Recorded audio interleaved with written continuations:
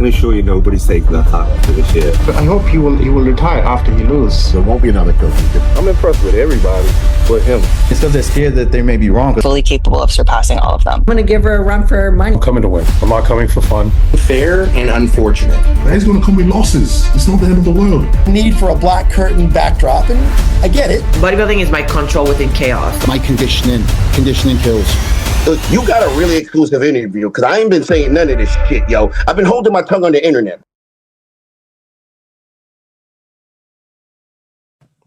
Yes, guys, it is a new year. It is 2026. It is the first episode of 2026. Bikini Insider with my co-hosts Marnie and Kerry, IV Pros, and yeah, we got a big one because we got a lot of stuff to go through, a lot of things we want to talk about. But let me just start off. Happy New Year, Marnie. Happy New Year, Kerry. Happy New Year! It's great to be back. Let's go straight into this one. And I want to throw this out. New Year's resolutions. I want to hear like one New Year's resolution that is linked towards your trade. You know, what you specialize in. I'll throw it to yourself, Marnie. Have you got one? Surely you must have thought of some goals for 2026. Yeah, actually. So I definitely have a lot of goals for Rocket. So just putting out more value, to be honest. Our website has just had a massive overhaul, and I'm like in my tech era now, so I'm trying to figure out all these different systems and additions to the website. So yeah, going to be adding a lot of video content. We've already got a team call Vault on there now. So if you kind of like the conversational style webinar chat and you want to learn stuff about bikini, fit model, mindset, competing, not just posing stuff, definitely check that out. But how yeah. often are you doing the video content? Is it weekly? Every other day? Bi-weekly, we do team calls, yeah. And honestly, I think it's one of the things that a lot of the girls find the most beneficial. Like aside from actual corrections on their posing, I think it's such a big part of the competitor's journey is actually working on your mindset and learning like little tips and tricks to make your journey more successful and things like that. So yeah, that is the focus. There's actually a free team call preview on the website as well if you're curious and you want to just have a little nosy. So yeah, check that out. But honestly, more pro cards for this year. Give me a number, one number of pro cards. Give me a number to work towards, and we can look back at this at the end of the year. 3 pro cards would be nice. Wait, how many did you get in 2025? We had 3 actually, yeah. So how can it be 3 this year? Well, 4. There we go. 1 improved. Okay, so let's round 3 up to is 5. amazing still. So yeah, we'll say between 3 and 4. 4 would be amazing, obviously. Okay. So yeah, 4 is a goal. Kerry, Arnold Classic UK champion, Olympian 2026. Go on, Kerry, give it to me. So first of all, I'm going to say mine is around business as well, actually. And it's really funny that you've said about like obviously creating more content that adds value and stuff like that, because that's actually been something that I have been doing in my group chat, for example. Like with things like, you know, when sometimes someone asks, what's the reason for, I don't know, let's pluck something off what happened today. Someone asked, what's the reason for Amigas? And I'm like, you know what? Someone else might want to know that. So I'm just trying to basically pour more into my group chat, do little videos every other day, literally just explaining like a topic, asking people what they want to have answered. Because I think sometimes when you're a coach and when you've been competing for so long, those questions that people do ask are so normal, like to you, that you almost forget that. So I've been asking my clients like a lot recently of like different questions that they have that they probably all have, so I can get them answered in obviously good detail to help people progress, not only obviously through nutrition plans and things like that, but just throughout life, because that's obviously one of the biggest factors in online coaching is not just the diet plan and the nutrition plan and the physique goals, it's everything deeper than that. So this year I want to bring like a deeper meaning to Team Kerry Sexton and really have people, leveling up in life. And yeah, that's one of my biggest focuses. Aside from that, obviously, is competing as well. We've got the first sort of 5 shows mapped out for the start of the season. Obviously, I think I'm fourth in the points at the moment, in the point system. So obviously, the Olympia qualification is in the bag. However, it would be amazing to secure obviously 2 wins to qualify for the Olympia. So that would be absolutely amazing, and fingers crossed for that. And then obviously, yeah, we have the UK Arnold. But this year, again, like I just want to go in how I did last year, no expectations, just taking the journey for what it is, enjoying the process and how I'm able to push myself beyond, my what I once thought was my, limit, if that makes sense. So yeah, big exciting year, big goals for myself, Mark, our brand. We have a new launch obviously coming out, which is actually going to be at our event, which is exciting. So that will be there for people to buy in person. So yeah, some really nice things. And as well, YouTube, which actually this year, so far, I've uploaded weekly. I have actually done 3 in a row, so I'm happy about that. Well, look, we're going to see both your brands, Hexton and Rocket, at the event, the NPC Ultimate Free Seminar. If you've not got a ticket, there's very few left. We're about 650 people are attending so far. We're 1 month away. Exactly. It's absolutely mega. So, like I said, Hexton, and that's been a huge Kerry's goal. brand. Sorry? That's been a huge goal of ours, hasn't it? Yeah. To make this happen. That was a failed 2025 goal, I would say. But obviously we've put it together and made it happen into 2026. So yeah, massive well done to you for that as well. Zuki, Marnie, and obviously all of us just doing our best. So I will put the link to Rocket in the comments in the bio below. We've got a link for Hexton as well. We've got a link to the tickets. So all that details is below. Okay, let's get straight into it then, shall we?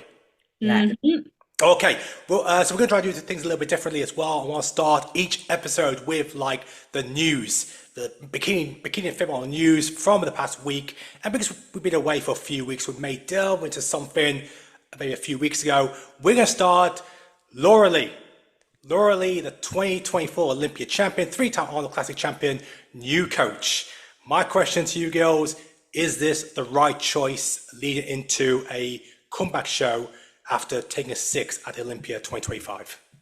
Yeah, I think after listening to a little bit about that on like various platforms, I think it is a really, really good choice. It seems like she still has Kim in her corner as well.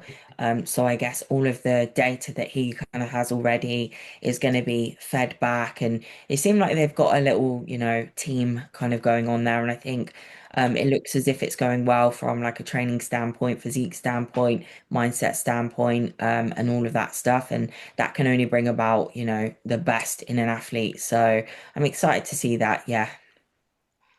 Sometimes you just need a switch up, I think.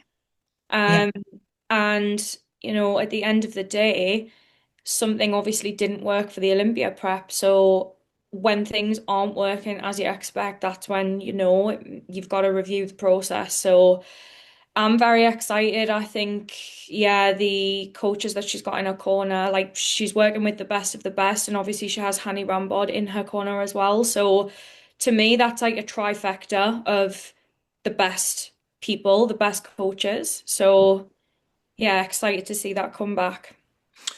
Next one as well, Elisa Pecini. Have I pronounced the name correctly? Have I butchered it? No, I think, Elisa Pecini, yeah. Elisa Pecini, yes, Pecini. 2019 Olympia champion. She's obviously announced that she's coming back for Olympia 2026, but also she's also shared she'll be doing several shows in 2026. So it will not just be the Olympia. She will be doing 3 shows before the big one. So is this a good, right decision for her in her comeback? Marnie, I'll let you start. Well, why would it be a wrong decision? I don't like, at the end of the day, if she's had the time off, you want to get your feet wet again in the circuit, and she's always going to be one of the favorites when you see the lineup. So, yeah, I think it's a good move. I think she's a threat, and obviously in any show that she does. So, you mentioned about her being one of the favourites, which I agree. Yeah, obviously with Olympia champion, a bit mm, like obviously Maureen came back, and obviously she's now a two-time Olympia champion. With her being one of the favourites, are there any girls that may be more of a favourite than her to win Olympia? So where is she ranking if you had like first, second, third, fourth favourite to win the title? Where would she be having taken a year out? And we've seen the other girls, Amy, Ashley, progress in 2025. it's really hard to know. Like, It's a yeah, hard. I think that's the thing with bikini, though, isn't it? Because it Well, just flip-flops. is Maureen ahead of her? Well, yeah, on paper. Okay. So, Lauralie, yeah, Yeah. I mean, yeah, Olympia champion, three-time. yeah, Yeah. Ashley Colwasser, yes, I would Yeah. say so. Ashlyn, who came second, Yes. Jazzy, who came third. Yeah. I just think you've just got those top tier girls who are all within a range of anything can happen. Yeah, If, any of those girls could beat each other. So it's just, yeah. and, Who and shows up the best? Do you this know? is the other thing, right? How many times in bikini have we seen someone disappear and come back and bring something different than what we expected? Whether that's a good thing or a bad thing, you just don't know. Like she could come back with so much momentum and a completely different physique. It's just one of those. And I think we've seen some of her content that she's posted during this time off that, she's been competing for so long back to back, had some health implications that she didn't address and whatever. So there's that to consider as well, like sometimes the body does need a break. It's not the case for everyone, but in hers, clearly it has been. So Yeah, for sure. yeah. I would like to actually say on that, with regards to her content, I actually feel like she looks as if she's in a really, really good mind space, if Mm. I'm honest. We never really used to see many updates from her in her, improvement phase and things like that. So I'm really liking the way I feel like she's really become her, if that makes sense. And she's Mhm. showing us more. She obviously feels more confident, and I think that's a really good thing away from bodybuilding, but also when you mix it into bodybuilding as well. And going back to Mari's point, I mean, she's absolutely spot on. 2025 was a year where we saw the girls go back and forth in a lot of tussles. If we look at the Arnolds, um, Amy beat Ashlyn, and there was complete reversal at the Yeah, Olympia. Amy beat Jazzy at the Arnold, and then of course it was switched up at Olympia. yeah, Maureen lost Ashlyn and Amy at the Pittsburgh. That switched up again with Maureen take the title. So, and from what I've heard as well, that two of the potential shows we may see it back in is Tampa and Texas. So we I could be feel looking. like that's just her. When I yeah, think of like Texas Pro, obviously she won it the year I did it, but those two shows, she did it last year. Was it last year? No, year before, back to back. 2024, yeah. And it was just such an iconic look. And I think when you've got some sentimental value towards certain shows, I do think that it kind of that emotion can bleed more into a prep. So if it's a comeback show, I think we'll see something special from her with that. I agree. Next one, Pro Bikini in the UK. We've obviously now seen the UK scheduled. Pro Bikini will be the first division we'll see in 2026, April time, so just after the Arnold, which is going to be the same month as FIBO. My question is, do you think we will see plenty of UK pros at the show? Let me throw it to Kerry first. Yeah, it's on my list. It's on my list. I think we will. I'm not sure who is competing at the start of the year. I wouldn't be surprised if we see Lucy. Yeah, Lucy Maybe, Edwards.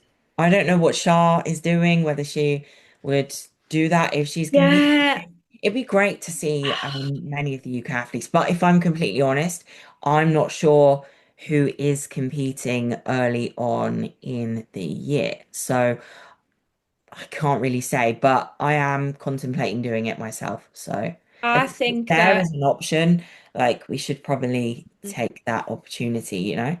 Okay, I want to throw this at Marnie then. Marnie, do you think there is a responsibility that for the UK scene to grow, that when you do have a pro show on your doorstep in your country, we see it in other countries that they always have a strong number of their own countrymen. Kerry, we saw it in Germany at Europa Pro. Do you think there is a responsibility where we know the pro bikini division is always lands April time in the UK, still have the last few years, that we want to see the UK pros take to the stage? One, Yeah. it puts us, it puts the UK scene on the map when you have a lot of UK pros. We get a better audience because, of course, your family, your friends can all come there. We can hopefully have that atmosphere we saw, Kerry, at the Europa Pro in Germany. Yeah, well, Is there a responsibility, or am I looking too much into it? I personally have always felt that way, even as an amateur. yeah, Like, if you were competing for a pro card and you have UK pro qualifiers, take the opportunity because winning on home soil is yeah, amazing, first and foremost. Like, yeah, it's amazing to win anywhere, obviously. And some shows do get more media coverage than others, but I just think there's more sentimental value, and I just feel like UK bodybuilding, like we have a very, very impressive list of athletes that have come from the UK, and I just think the more of us that can compete in home shows, the more that it is just going to grow the community yeah, in general because it's going to attract more people to watch. And that's when the sponsorship opportunities come rolling in. And it's something that I do feel that we are behind with in the UK, I'll be honest. Like, we don't have some of the level of sponsors that you maybe see in other shows. But in order to get that, I wouldn't say like, well, personally, I would say about myself, like, yeah, you have a responsibility to compete in a UK show, but I kind of give people like a gentle nudge in the right direction. Like, if any of my clients ask, I'm like, look at the UK Pro qualifiers. yeah, Because I think it's as well, like, there's so much benefit there when it comes to managing your variables as an athlete who's competing at home. Like, you don't have to contend with a lot of travel and you just have more home comforts as well. So like from both sides, I would say like a business standpoint and also like logistics for an athlete. yeah. I'm excited to be honest. Like I said, like it's pretty much 99.9% that I'm going to do it. Um, and I think it would be really cool to do. Like I've said to some people, like I'm doing two UK shows and they're literally Yeah. like 2 weeks apart. That's really cool. And for someone that like obviously what I'm at the moment like 5.5 weeks post show, and then I'm jumping into like my next season. That's quite nice to be able to just do the first couple actually just in the UK. Yeah. And it'll be exciting to see how like your body responds and you're just kind of in your norm. So We'll be at both, no doubt. yeah. And my family haven't come, like you say, for like so long. Yeah. So yeah, I think it's a really great I opportunity. really, yeah, I expect a lot of UK pros to do the I show. hope One, I so. mean, take away, we know the glamour and production of international shows, but there's something unique when the show is on your doorstep and the opportunity for your friends and family to all be there. And when you step on the stage, pretty much everyone who's Yeah. watching will know who you are because Yeah, you're from the UK. I don't want to see last year where it was just Charlotte and we had those three Germans, two Italians. Of like yeah, how are there more competitors from international territories competing other than the UK competitors? So I know, look, we know the show is always in April, so I'll always hope it's one in the diary, and it's always great to try and see the best of the best UK. We know like you Kerry, Phoebe are kind of top tier ones. I want to see the other girls as well, yeah, I and think well, who can cause a scalp, who can go above someone else, and have a call out where there's six girls and four of them are from the UK. that'd be That's what so we want to cool. see. That would be so cool. Getting excited. Yeah, Here you go. Look at it's this. not long away. That's my new relation with Ian here. Okay. Let me talk about Fit Model. Okay, Japan. It is the first Fit Model Pro show of the year. We're not far away. Let me just quickly grab this post I shared the other day. I am eagerly waiting for this, studying it like a hawk. Yeah. Let me just shout out some names here. We've got Angie, the first ever Fit Model IFBB Pro. Jane Jones, one of the most talked about girls in the Fit Model scene. Emily won in Pittsburgh. She lost against Angie in Japan, which was the first pro qualifier in 2025. We've got Gabby, who is James's client, who killed it in an early show in 2024. And we've got a few others as well. I can't pronounce this girl's name. She's only 18. Wow. I think I missed somebody. Oh, did I? Oh, there we are. Sorry. Charlie, Australia's first Fit Model Pro. I know there's a few others as well. There's a couple of Brazilians and a couple of Asian girls as well who are also heading to the show.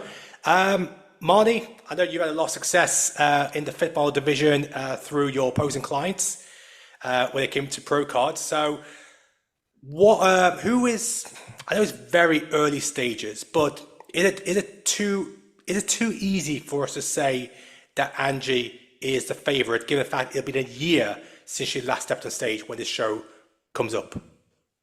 I mean, we love Angie. We've had her on the podcast a few times, and it's a difficult one again because, well, look how much not only has the division evolved in the sense that we've had so many other athletes turn pro since then, but also there's the side of the coin where she's actually been working on her feedback this whole time when other people have been competing. So she's, I suppose, had the longest improvement phase out of all the Fit Model pros. So we don't know. We really don't know what's going to happen at this. That's why I'm so excited. But I will say this, obviously, they did release the news about the 10-second posing routines. It was 10 seconds, right? Not 50. 10. And I think that sparked a little bit of controversy in the Fit Model space about, we were hoping that we were going to get longer routines and this and that. So I think that'll be interesting to see. I think the biggest differentiator is purely going to be in the physiques rather than in the posing side of things. In bikini, for example, there is a considerable difference, I would say, in the routine length and the skill and whatever else is showcased. So I don't think we're going to see as much of that in Fit Model. I think it's going to be more physique, muscle density, maybe. I don't know. What do you think? I agree with the last bit. I don't know. I'm intrigued just to see it roll out, if I'm completely honest, because who knows what way it could go. We really do not know. I think what I'm excited about is the fact that now we're going to see the winners of the pro cards finally all going to line up together. A lot of talk has been around Jane and Emily and Angie. There's been a lot of talk with some of the Brazilians and other European girls. And Australian, Asian. So it's going to be exciting to see all these girls, and the fact that there are quite a lot of pro shows as well that have the Fit Model division, which leads me to my next one, which is the flip side to what we've seen there. The pro show make its debut in 2026, and that'll be in Japan. The lack of pro shows in Europe is, of course, something that's come up quite a bit, is the fact that there's only one Fit Model pro show before the Olympia 2026, and then post Olympia 2026, we do have a Fit Model Pro show in the UK. There's going to be other Fit Model Pro shows in Europe. That has sparked a bit of debate between the European Fit Model Pros, now concerned about the additional travel that they have to do to compete and qualify for Olympia. Kerry, I'm going to want to throw this question yourself because you are no stranger to traveling and you understand the expense it takes when it comes to being an IP Pro. Is this something that, because it's a new division and there is a lack of IP Pros in the new division as well, that is something that competitors have to accept, but also accept that when you are IP Pro, there is going to be the case that you will have to travel to compete if you do wish to make it to the biggest show in the world, which is the Olympia? Yeah, I mean, it's a difficult one, isn't it? Because I feel like you can look at it from two ends, from like a business standpoint as well. They've probably done it in the countries where they think that they're going to get the most people attending. So unfortunately, that probably does make sense right now. But at the same time, I think, yeah, it is hard to obviously be self-funded and to be able to do all of the shows.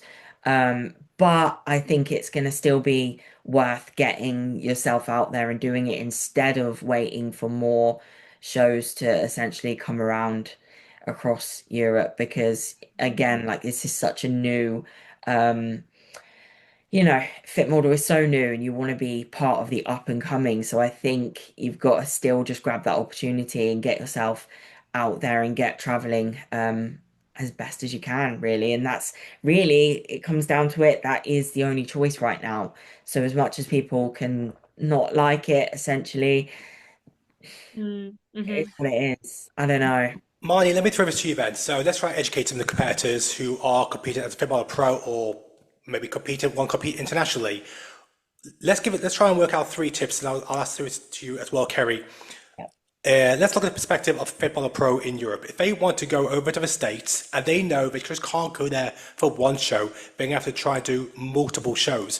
What is the most cost-effective way to try and eliminate the amount of cost that might be going through their head if they do have to go to America for 2 or 3 weeks?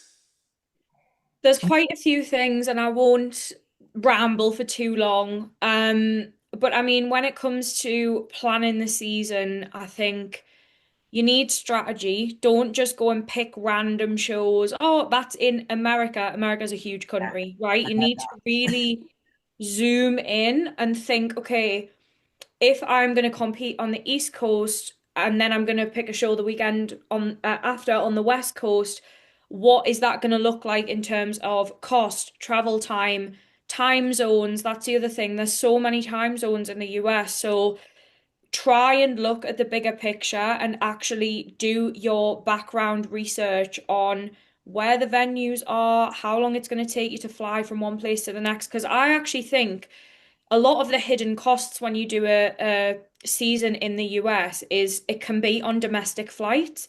People think that they're really cheap, like, oh, it's only $50. A lot of the time it's not. You could be paying like $300-400 with bags to fly from one state to the other. And I mean, if you're flying from like London Heathrow to New York, for example, on a good day, you could get a transatlantic flight that costs that much. So you really want to make sure that like you kind of have a solid route in the back of your mind. And I suppose the other thing would be, with the fit model division being so new, you might not have the luxury yet, but if there's a few of you, so a few different fit model pros where you guys can group together and plan a season together and, travel together, stay together, or even maybe reaching out to other athletes on social media that, we know who the fit model pro athletes are in the States. So just kind of connecting with people and, seeing if you can do things as a group is always going to be, something that you can save a bit of money on, in terms of accommodation. But those are my biggest tips. I don't know if you've got any, Kerry, but the I flights guess are. people book things on using like what is it, Monzo. Um, Mm, I've got like genius level, I don't know what, unlocked on booking.com. I guess yeah. booking things early, making sure that each year, something that like myself and Mark do is we actually have like a separate bank account, which is I've just got it named on my banking app called competing account. And I just put money in there every Mm, so often, and that goes on like makeup, things like that. Obviously, you can pay for like tutorials and things like that to be able to obviously save and be able to do your makeup yourself, your hair yourself, and things like that, which some people do. I actually wasn't someone that used Pro Tan, for example. And then at my last show, I actually tried it myself and did do two of my base coats. And now I feel like actually, yeah, like I used to do it back in like 2017, 18, all myself. I kind of like lost that confidence, but actually have a few goes at that, and you probably save yourself a lot of money on tan as well. So Yeah. discount DIY Pro Kerry Tan. at Pro Yeah. Tan will give you some discount on that as well. So I'm a DIY girl. I yeah, swear by it. I really liked it. I have not done a single pro show where I've been sprayed. I So have every single show I have done my own tan and it is flawless. let me tell you what I thought the difference was in that, because obviously I am sponsored by ProTan, therefore they will tan me at the events when they are there, but at one of these shows they weren't there, and I actually wanted to see what would happen. And now the difference, I thought I was kind of less overall tacky. I felt Mm. like the tan sort of sat into my skin a little bit more and kind of like gave me a bit more of a like drier kind of physique in a way, and my skin was a bit drier where I was able to obviously tan and wash off, and I actually really liked that, to be honest. I just felt less like tacky and kind of yeah, I just think it did work really well, so I'm going to definitely be having a go at that myself into the coming season, so don't brush that under the carpet, The people. only thing I will say about if you do take a DIY tanning kit abroad, make sure it is obviously not in your cabin bag because they will make you throw it out. Obviously, it's liquid, so you've got to be careful with that. Don't go spending like 100 quid on Protan and then it gets thrown out at a customs or their security. But double bag them as well. So make sure like when I've got this on a YouTube video from when I went to the States before, one of mine exploded, but because I had wrapped it in two sandwich bags, there was no spillage and I could still use it. So I yeah. do that with everything in my case. Sorry, just go off topic. Marnie, I'm so sure that door was closed at the start behind you and now it's open. Okay, Yeah, And good. I've been focused on that while you girls have been talking, thinking, was that always open? I'm so sure it was closed and now it's open. it's got a ghost. Maybe. Oh my God, there's someone. Why is no one else more concerned than me? Like, Well, there's a stopper there to keep it open. You can't see it on camera, but there's a Yeah, stopper but if it was keeping it closed, how did it open shut. itself? No, it was never fully closed. It was Are you always, sure? yeah. Are you 100% sure? Now I'm gonna watch this video yeah. back and like, I'm so sure it was closed, and I just saw it. It was open. I'm like, okay, something's is it not happened. because I was sat in front of it like that? What the difference? Okay. All right, this was a part of the agenda. Anyway, Threw me off. Well, something. If you do follow the Fit Model division, another reason to attend the event, the NPC Ultimate Free Seminar on the 7th of February, is that Olympia judge Becky Clausen will also be doing a talk on the Fit Model division. So that is one you definitely want to attend if you are pursuing a career, pursuing national division in Fit Model, whether you're a pro amateur. That's definitely one to go for. Okay, so look. One thing I want to talk about, because we're, it's the start of the year and everyone's going to start planning their season as an amateur, trying to win the IFBB Pro card. I believe last year the UK secured over 40 IFBB Pro cards across many, many divisions. I want to talk about some tips planning your season, because of course, you do your regional, that is only the first tick box to allow you then to go and compete in the pro qualifiers. Some people will have faster journeys than others. I'm really keen to hear your thoughts, girls, when it comes to advice to amateurs, where is that opening year's NPC or whether it's season competitor, the best way to structure a season to avoid either financial difficulties or congestion on the physique, the amount of travel. But of course, there's pro qualifiers everywhere and pretty much every weekend. So you two are no strangers to traveling and competing at international shows. Let's have a conversation about this. you know what? One of the first things, if you don't mind, so I just want to say, first of all, don't be scared of actually dipping your toe in and just doing a pro qualifier.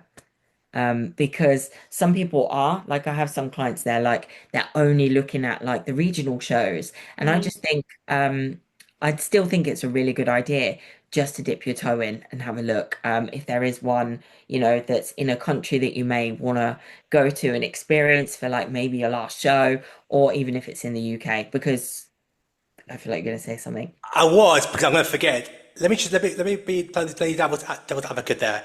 What if a person does a regional, and let's say they come third or fourth place in a regional? I want to. This is a common one.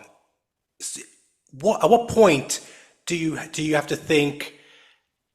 Is this? Am I ready to go and spend all this money on a pro qualifier if I've only come third or fourth place in my high class and there are 8 high classes? Is that something that should play in their mind? Because I know situations can be different. Some competitors will jump on stage maybe 2 or 3 weeks out from where they are the best. But if they do feel they're at the best and they didn't get the result they expected, is it harmful on their bank account to go and chase something that really will not have a happy ending?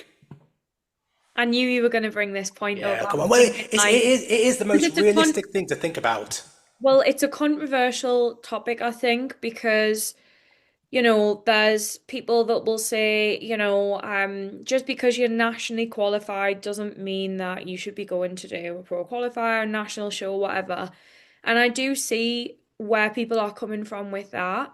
But I also do think that there are a massive camp of people out there that will constantly think that they are never good enough to do a pro qualifier, even when they do win their class at a regional. And I think personally, doing pro qualifiers, it gives you a different level of exposure to the level of competition, because regionals are not reflective of the sport in it as a whole, right? And yeah, there's levels to this, out of the pro qualifiers, you've got the pro shows and whatever, but I think there's a lot of experience to be gained from, going abroad, doing international shows, doing a busier show. And at the end of the day, we do this to have fun as well. Like, I am somebody that has competed before when maybe I probably should not have done a pro qualifier, but am I glad I did it? Yes, because I learned so much. Like, I remember there was one year, and this was a long time ago. It might have actually been the year that Kerry turned pro. I competed in Italy. I did a pro qualifier in Italy, and that was back in 2019, I think.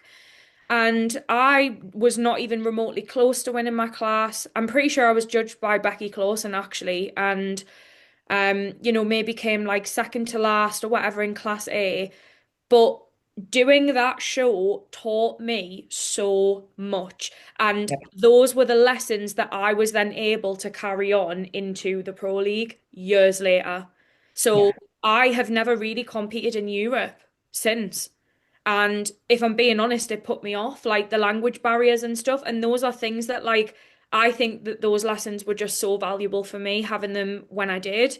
At a point in my journey when there wasn't as much on the line, if that makes sense. Because I think, like, again, the more pressure that there is, like whether that's internal, external, whatever, because you're close to winning a pro card, I don't know, like it can cause a bit more stress and it can cause a bit more like anxiety over the travel and booking shows and whatever. So, what about, okay, so let's say you don't get a result you want in a regional, and then is it so essential for that person to go and jump into a pro qualifier so soon, or should they take the feedback and then still do a pro qualifier, but go in a little bit later, having taken the feedback from the judges to make that improvement, so it gives you the best chance to give yourself the best chance to challenge for the win? Or is the other aspect that you got a different set of judges and maybe that could play a different factor? So one thing I just want to mention here, because I had quite a few clients that really wanted to do the pro qualifiers. One did like Spain, Italy, Romania, whatever. There was a few, and their wins for like this year was going there and doing that, traveling alone. Like some of them did it like alone. Some of them as well have stepped away and was like, I loved that. Right. Now I realize what I need to do. I need to have a long off season. This is where I want to be. I want to be. They can now visualize themselves at where they want to be, but they also have had the best reverses. They've come off the back of that with like a fresh new mindset, right? Okay, that is where I want to be. So this is how I need to apply myself. So I still think there is a huge like takeaway. Each person had the best time. Their expectations were to go there, have fun, be in the mix. And they've come away with so much from doing so. So So let's say they do that. Let's say you go and do a pro qualifier. yeah. What result? What will be what's the next step for then choosing to go do another pro qualifier, another one? Where do you need different to? story. And that's what I'm going to say. Yeah. What result should you achieve to give you a reason to go on and spend more money to travel to do another one? The reason why I'm saying this is because, of course, that's where the cost keeps going up and up when you travel to more. So realistically, okay, whatever result you got a regional, you then go to a pro qualifier. Mm-hmm. What result should you achieve that will give you a reason to go and do another show a week later or 2 weeks later? I think it's person dependent again, because if they're a seasoned competitor that say last year did more pro qualifiers and was coming like, I don't know, second, third in there. Let's say a first year competitor. Let's say a first year NPC competitor. But define that, like This is their debut year in the NPC. So they may have competed before, they may have not, but it's their first experience in doing an NPC regional and then doing a pro qualifier. Doesn't someone like Victoria fit into this category? I mean, there's always going to be exceptions to the rule, and that's a very big exception. All right, well, I'm just gonna say, if you got the money, do it. So even if you come in like third call out, keep going. If you've got money in the competing folder. I've come like 12th and then first, for goodness sake. It's so hard. You can't. I think here, right, this is where the nuances of finding what works for you really come into. This is a perfect example of that, because you need the right coach that's going to be honest with you, and you need to have those conversations with your coach. The coach will and should be honest. If you decide that you want to do this show, we are aiming to bring a better look. That's always the goal in bodybuilding. But in terms of pro cards and things, this is the gap. And a lot of people can't take that. Like they struggle to take that criticism. I know I have in the past, and I think that's a lot of what maturing as an athlete is going to involve. It's not taking that criticism and fact of the journey ahead as like a personal attack from someone. We're going down a rabbit hole now, but I think like it does apply to this of like, if you were to phrase it as like chasing a pro card, like the pro card chaser, like that phrase, like there's a big difference between someone who is literally like coming second in an overall over and over and over again and has competed for many years versus an athlete who is pretty much at the infancy or the start of their journey. So and I think that's a good point you mentioned there. The point you mentioned was the coach. Really, the coach will know if you're ready to go to another one. Exactly. So let's say it's a competitor that is getting close. Maybe it's a first call out, top 5. Wherever the show is in Europe, how far out from the show should they aim to go to that country? We've seen people go of a day off registration. I know it can be dependent, but is there a ideal time that you should really go there to allow yourself to settle if you are so close to winning pro card?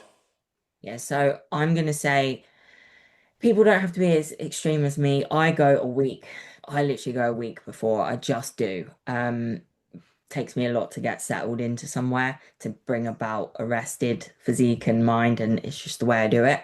But that's me. But when I'm advising clients, I definitely say 3 days to be like the the limit. You don't want to be getting there like, in my opinion, like 2 days before, a day before. There's just not enough time to figure out the area that you're in and actually be relaxed. Like sometimes I'll get to a place at like 6 days and like I can't find something, or something's not available, or something's happened with my flight, for example. I've definitely had that a few times. So I think 3 days, like minimal, but I always think it's such a mad one when people literally turn up like the day of registration, in my opinion. I get that it might be difficult from a work standpoint and things like that, but I guess hopefully that's where like the planning of the season comes in, I guess. And then if needs must, then yeah, I would attend a show if needs must sooner, but not. I would much rather plan for it to be further away, put it that way, because so much can happen and so much can go wrong. The more days that you go out from said show, the more the cost is going to rise. So that's And the other thing that you that's have the to thing. consider. It's Yeah, like if you're spending a week in, I don't know, I agree. let's use Italy again, right? Venice, that ain't gonna be cheap. Like that's gonna add a lot of it, probably double your expenses, triple your expenses per show. Yeah, And also the other thing to consider as well is like the people who actually have like 9 to 5 jobs and have to request time off work. that's what I'm Like, saying. if you're taking time off of work, like you need to think about all these other things. Look So ahead. yeah, Look yeah. ahead. But I would say 3 days. That's what I would say. And Um, I really would. what about mitigating any risks where we've heard horror stories where people don't understand the language and backstage, maybe they've been backstage, they've maybe missed their class or they arrived late or they've not given themselves enough time. It's very different from when you do a regional when everyone's speaking English. Of course, over there it could be different. Either there is different language barrier or there's just so many people that so much could happen. What are the tips to mitigate any risks when it comes to that backstage environment to make sure that you give yourself enough time come show day? Ask. Ask anyone that is working at the event, if I'm honest. Don't wear noise cancellation AirPods. Make sure you arrive early. Even if you're told to be there, like if I'm told to be somewhere at I don't know, 4 p.m. or something, like I'm getting there at 3 p.m. Yeah, yeah. Like you've just Always got to, leave more time. I think, yeah, ultimately you've also got to factor in the whole for the girls, obviously, because most of the listeners will be female, like, the hair and makeup. Am I gonna get an Uber here, Uber there? You're traveling across the city, you have to jump out the car and run because there's traffic, like also the climate, like all the just loads of things there, I think that you've got to really consider. Like that's why I think there's just so much more layers to your international shows. And like, yes, if your goal is to climb the ranks, you will have to come into this at some point if you want to, really make it. But this is why I think UK shows, like, you don't have to worry about this. Tesco's around the corner. yeah, And is it realistic to think as well, is it the majority of pro qualifiers? Is bikini usually last? Is it usually late on? Yeah, I think So I so. know there is going to be a rare few where it's not the case, but is there an element as well for amateurs to also understand, though that it could be right at the end, a lot of the times shows do overrun. Was there a And show last year? Was it last year? I'm sure that Diamante went to a show in like Poland or something, and she was on no, yeah. I know what show you're thinking. It was something like Kazakhstan, or I'm sure it was something like that. It was like I midnight or remember one. waking up the next day to watch Instagram stories, and it was like she posted in I the think it was middle of the night. Tunisia. Oh, maybe it was. I can't remember now. But that happened in Alicante. Not well, I was on at like 9 p.m. Something like that's that. late for you. Yeah, no, it really, really was. And then the year before that, I remember like even Mark was on stage at midnight at the same Yeah. show the year before. So sometimes it does happen, and it is like it's quite hard. I actually quite enjoyed knowing that I was going to be on stage later. I napped through the day, chilled, like it was all right to be fair. But holding condition and that can be obviously a little bit of a worry for I do. I do think though that for people in our position, Kerry, where like we have done pro shows and you've been like, long haul, I think that like that would not stress us out because we already have our show day process and systems. Like we know we get up, we check in, we do this, da da da da da da. Whereas like I think for the girls that are coming into this for the first time, this might completely throw because the only benchmark you've got is a UK regional. If you're on stage at 2 o'clock in the afternoon for bikini and then you go elsewhere and I don't know, the show is running till midnight, I think it can stress people out in that way. A lot of it comes down to like the support Yeah. of the coach. Like when I've got athletes that are just experiencing that for the first time, I'm literally messaging them like all day, are you okay? Do you need to talk? Like, is there anything I can help you with? Because I know how that might be quite stressful. And I'm asking them like, send me your calendar, send me the time that your hair is, send me this. What time are they asking you to be at the venue? So I can help formulate like a little bit of a routine for them because it is something that I'm used to and what they can expect. And when they're telling me like, oh, they're telling us to go and pump up, and I'm like, yeah, you've got an hour and a half. I like, luckily, like I can be that person, and then they're sitting there watching other people do it, and they're like, oh yeah, you were so right. I'm so glad I just sat here. So I think like a lot of it also comes down to like having your coach in your corner, and that's one thing that I will always make sure I am there to do, just so that person understands that no, that person is telling you to go backstage now, but you are not going to be on stage now. And then No, I can ask someone else who's there or like what's going on.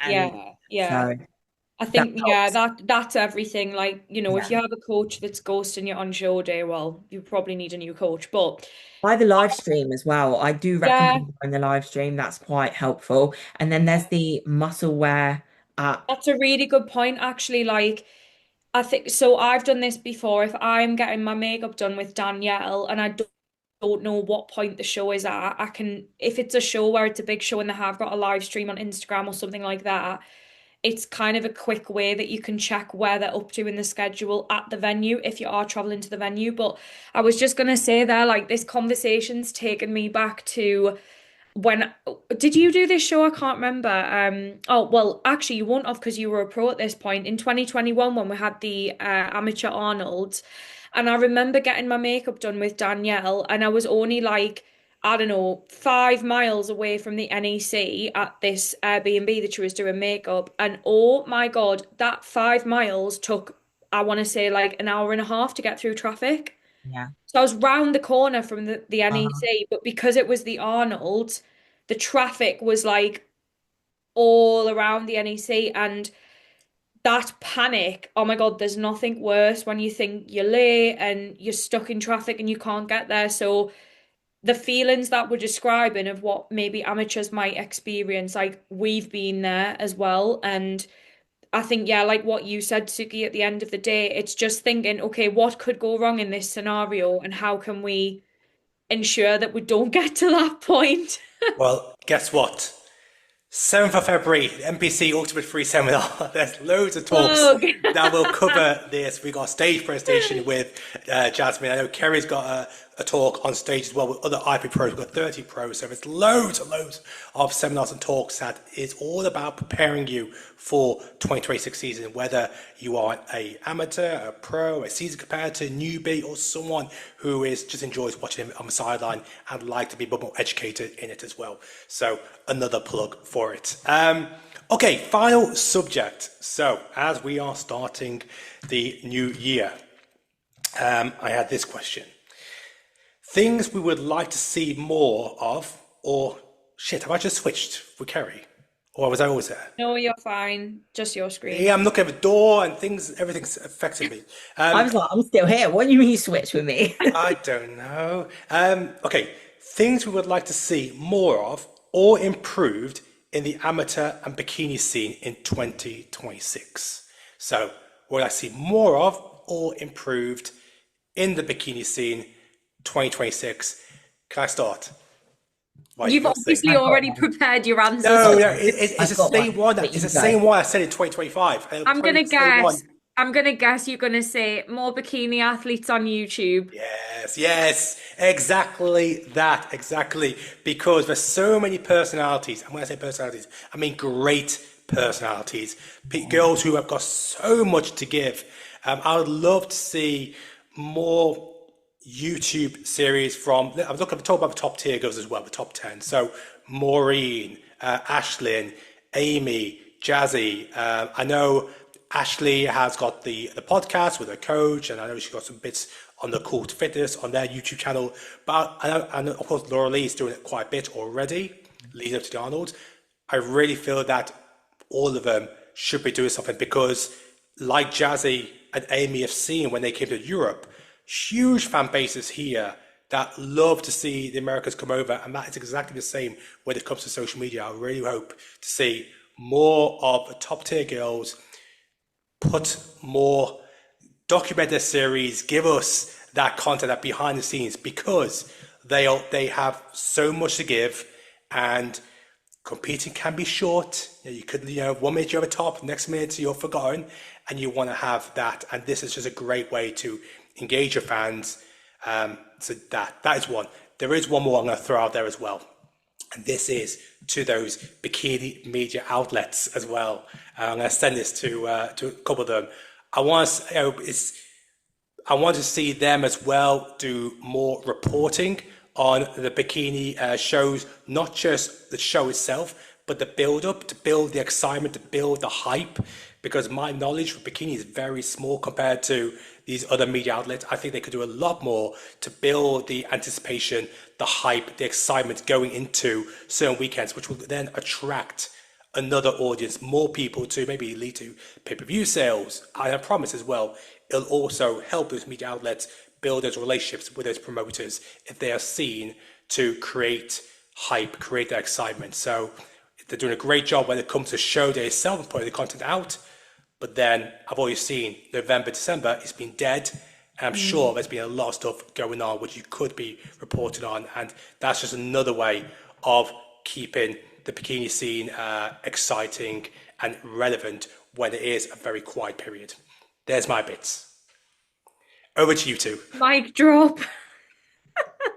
So I guess one thing that we always see quite often, not just like in bikini, is people saying that they're doing a regional just to tick a box. I hate that quote. Yeah, I just want to put out there, like, you got to do a regional anyway, so why do you need to add tick a box? do, but what I'm trying to say as well is make sure you keep your standards high and that you're not just jumping in not ready. You can be ready for more than one show in a year.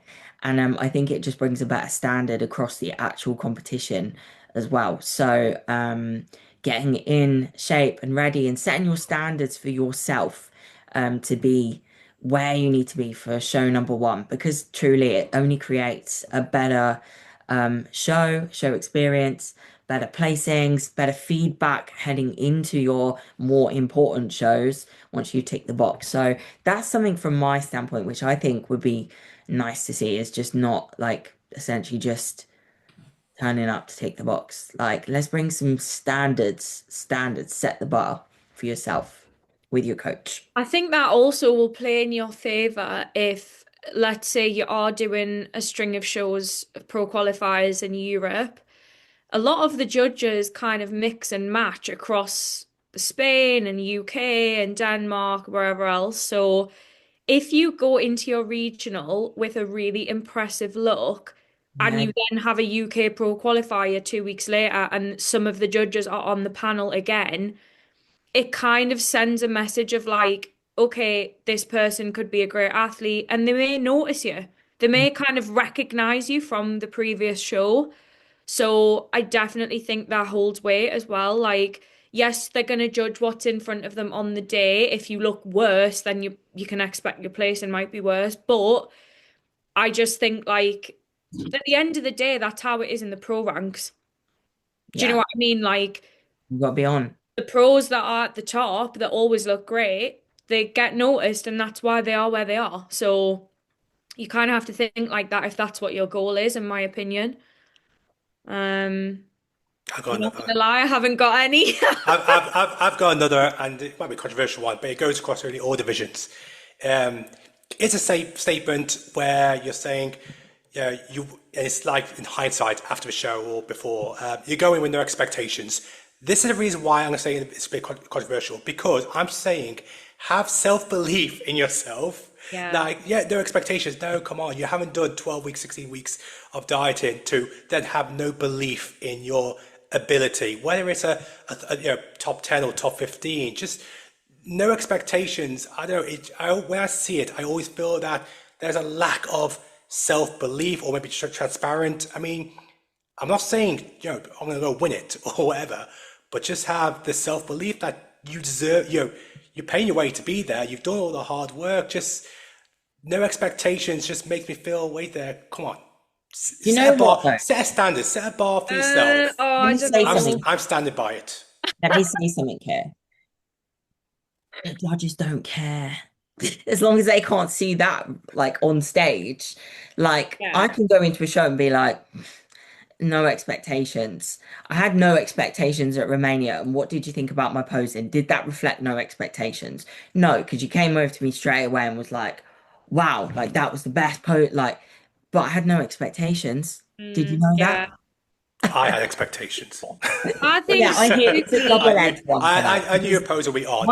Once you're in this, you do understand that, like, it can go like that. So it is. I see why people and myself say no expectations.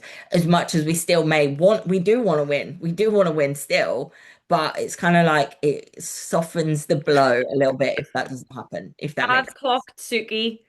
Sorry? Suki, I've clocked you. You're only saying that because you want a tagline from each amateur. No.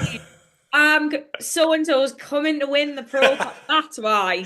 She already said I'm coming to win. Now it's just throw the Olympia title behind you, the Arnold title, a cross over certain competitive faces. I see where you're coming from, but I think you're talking about it more so from a fan of the sport standpoint of, like, you want to see that kind of, this athlete's bringing this and this athlete, like, no, it's not even that. Like I said, I mean, people think when they think of expectation, they think, it's always got to be something lofty, but it's just, I don't, like I think it's because I see it so much on the amateur side. I just don't think it's required. It's to say no expectations. You've gone there. I'm sure your coach has told you something as well. I'm not saying that you have to be top 5, top 10, but I'm sure there's a place that I would like to be. A third, fourth, top 15, top 20. So you want to win one there. I also got one more again. Oh my God, Marnie, throw something out there. Otherwise, I'm going to keep going. No, I want to hear the next one. I want to see more. I know this will be the case, but we're going to say I hope to see more UK bikini competitors, pros take to the stage this year. I'm obviously focusing on the UK one. I really hope to see, because there are so many good competitors, and I want them to. I would love to see a show where you have 5, 6, 7 of those girls on stage. Have a first call out whether it's 4. Have a second call where it's another 4. See the lineup and you're seeing GBR, whatever it is. It's like so many rather than just the 1 or 2. And then on the flip side to that, I hope to see many more make the trip over to the States. The thing you need to remember as not being a competitor is that we need time for improvement. People have taken time off for improvement. We need a break away from the stage. Sometimes life happens, like you said about the UK Pro Show and time in that season. If you're someone like, I don't know, like me, who's always timed their season to which sits at the end of the year, and then like this year, okay, granted, like we've been able to come back because we're like, okay, we don't actually we're at a point in the journey now where we can actually do that because we don't need to improve like a whole lot, and a 12-week improvement phase is enough, but it's not always the case. So I think you do have to, we can't say like, oh, we want to see more UK athletes. Of course we do, we literally do, like we do, but we also have to appreciate the journey of an athlete sometimes requires time off to improve. Therefore, that's why we maybe didn't see as many athletes, because they're working to bring it back this season or next season. And that's why I bring up now, because I know so many did take last year off. And that's where I do believe we're going to see a lot more in 2026. Got your back, guys. And we already know that UK show is going to be in April. So that's where my hope was going to be, because we know there's going to be a lot of European shows around that period. FIBO, Alicante, Poland, all the other ones. So that's, you got your finger up. Yeah, I want to say something. This year, one of the things I want to see is just more people saying what they're doing. Like, why not? Why not? Go on, Kerry. Each show is going to be deep. Well, yeah, I'm doing the Arnolds, then I'm doing the UK 99.9%. If not, it will be one of the state shows. I can't even remember which one it is, but then it's every 2 weeks after that.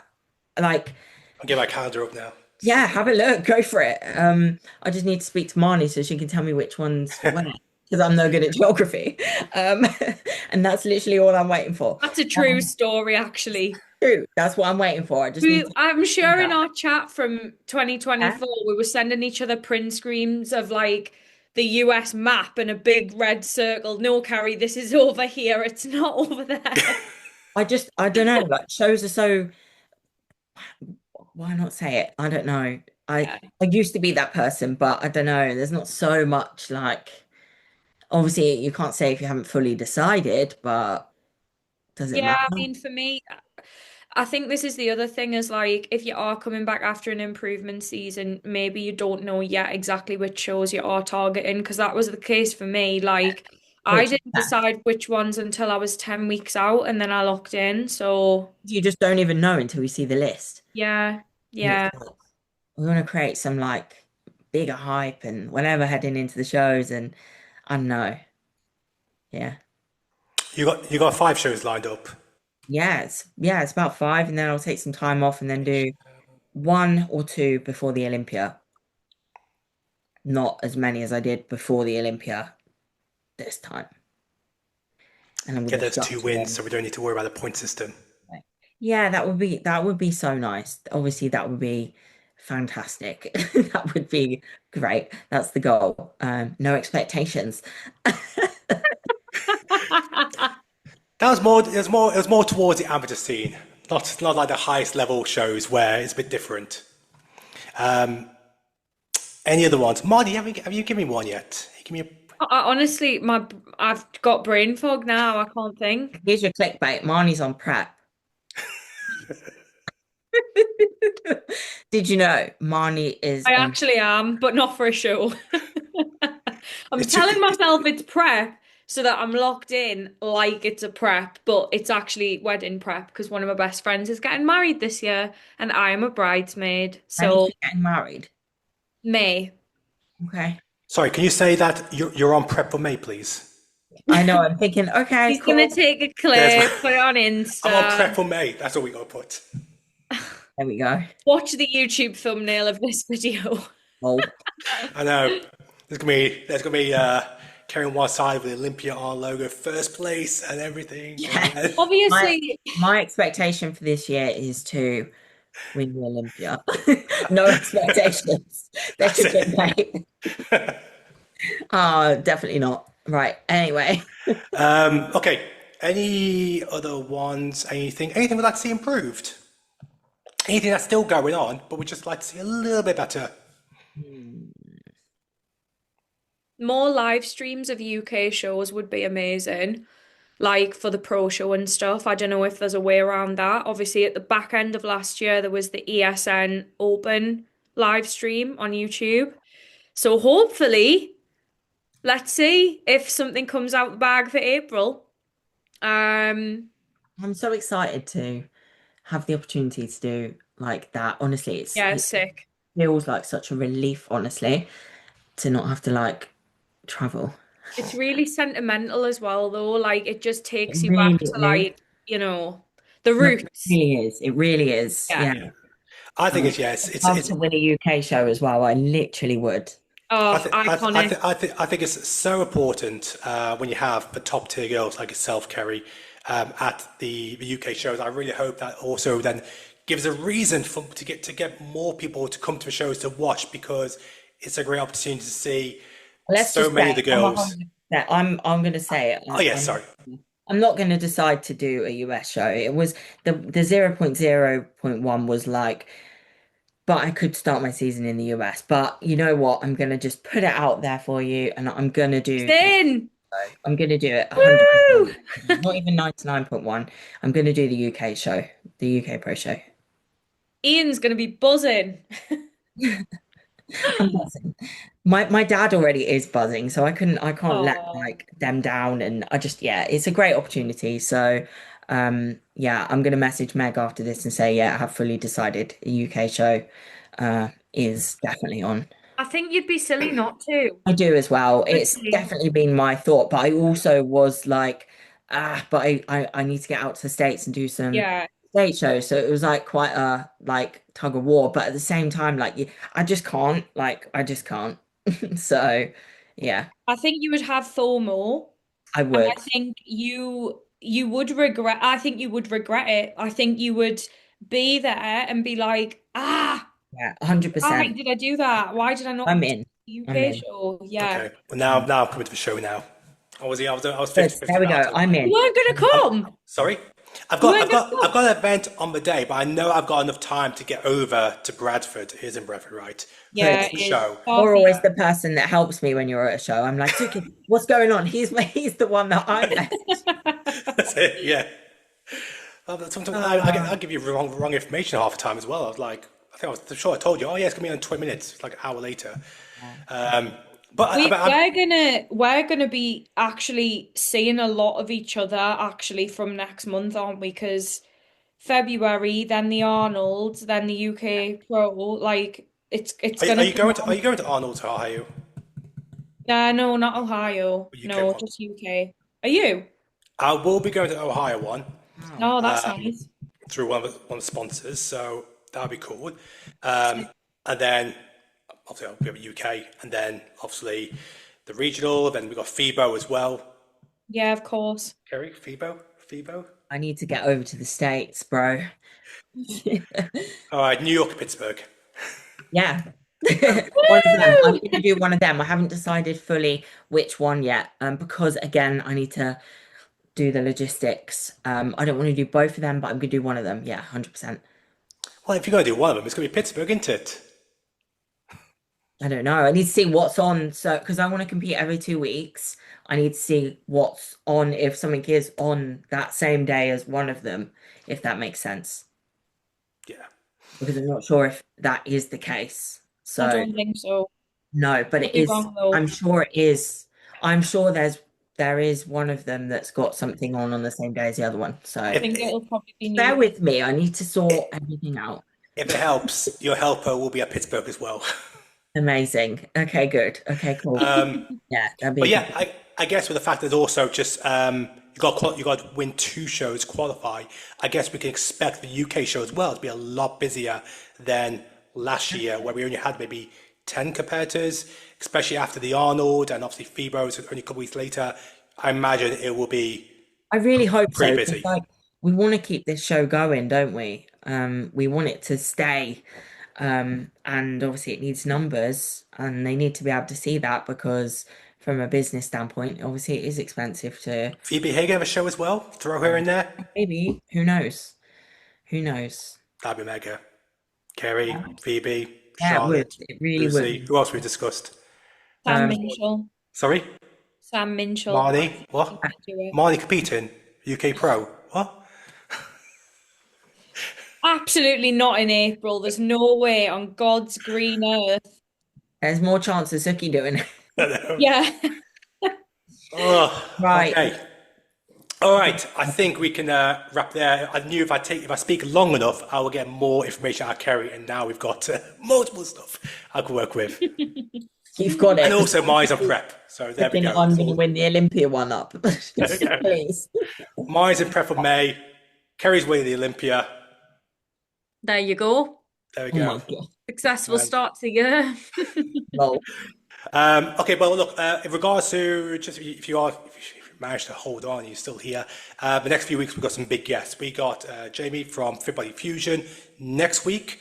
Then we've got Neil Cash, the coach of Ashlyn and Jazzy, the week after. Week after that, we got James from Team Atlas. He'll be over.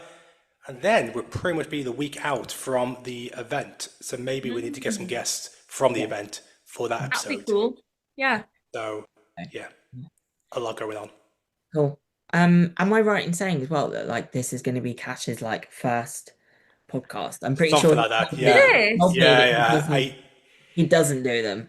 No. It's going to be his like first. I feel like so he's probably nervous. Oh, that'll be good. Yeah. Twisted the arm to do it. We need some juicy questions then. Yes. We'll get them all planned. We'll get them planned. Very quickly, guys. Sorry, Marnie. Any events coming up for yourself?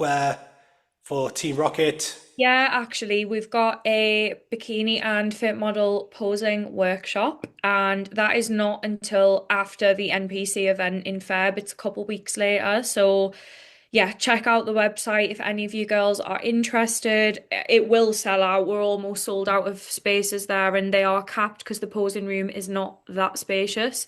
But yeah, be really cool to see some of you there. Mock show day, one-to-one corrections, and yeah, just a good time. Link is in the bio for that. Kerry, anything you've got going on that we should know about? No, just my doors are open at the moment for taking on new clients. So yeah, limited spaces are available, but yeah, feel free to reach out if you want to arrange a call and inquire. And you mentioned about the new range for SEXTON as well coming soon at the event. Yeah. At the event, you can expect that. I'm working hard on that. Woo! There we go. All the links there in the bio. That's a wrap, guys. We'll see you guys next week.